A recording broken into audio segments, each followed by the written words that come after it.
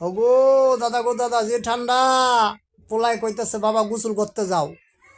আমি আবার কইছি কি জানেন, প্রতিদিন খেতে গোসল করাচ্ছে গিয়া সপ্তাহে একদিন খেতা ধুয়ে এলামো, মাসে একদিন খেতা ধুয়ে এলামো, গোসল করা পারলাম না। হাত পাও ধুই না, যে ঠান্ডা, পানি যখন কারেন্ট মারে ছট মারে,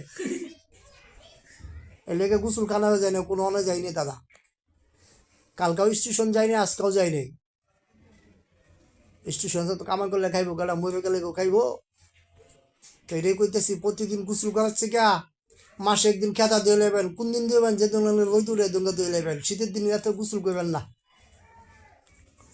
বুঝতে পারছেন কথাটা কইতেছি যে? মাগো মা, এত ঠান্ডা।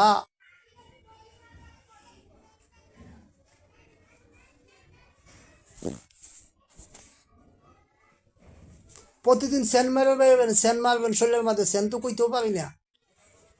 প্রতিদিন শরীরের মধ্যে সেন মারবেন, মাইমে বাসাতে পারবেন, তাহলে গন্ধ আইব না, ভালো তাই।